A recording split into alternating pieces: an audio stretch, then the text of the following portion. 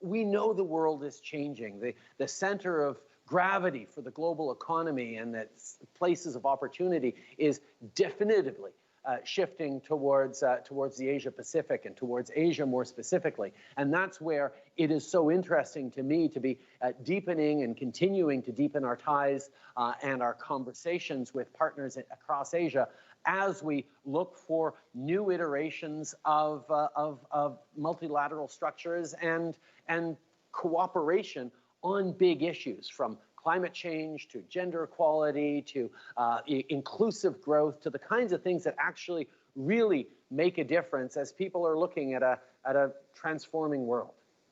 But having said that, Prime Minister, even before COVID-19, countries were turning more nationalistic. The US, America first, India, made in India, China now talking about dual circulation, and the UK is poised to crash out of the EU at some point.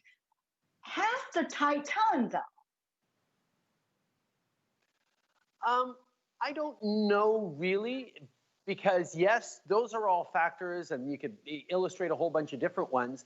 But at the same time, even with a much more protectionistic administration in the United States, Canada was able to renegotiate and strengthen our most important trade deal, NAFTA, in a way that gives better protections to workers, better protections to the environment, better gender balance, and work on defending Indigenous peoples. So, there are always ways to work through changing global leadership and situations to try and do the right thing and move in the right direction. So yes, there are always going to be, and every era thinks that its challenges are the greatest and the worst of any generation of leaders.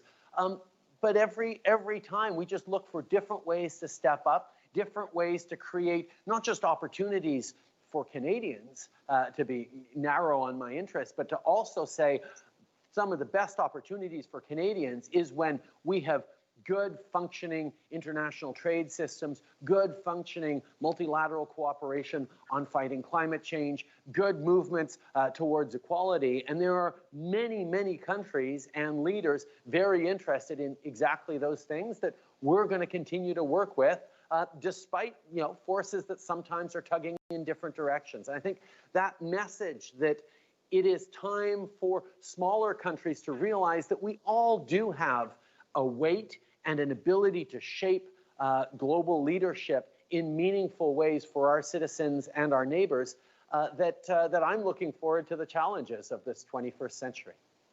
We talk about building and being committed to a multilateral order. The U.S. has been pulling back. Under President-elect Biden, what would you like to see for the U.S. to show it is again committed to multilateralism? Listen, I think obviously President-elect Biden has said the right things and has indicated that his values are towards more multilateralism, more fighting of climate change, and addressing global crises with a very present United States.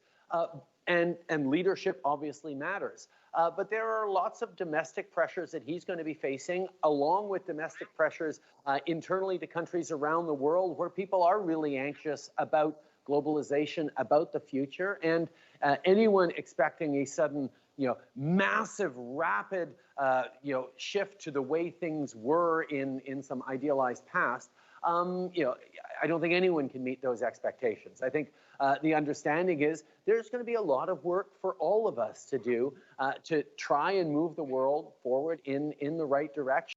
And yes, I'm sure that President-elect Biden is going to be a powerful ally in that.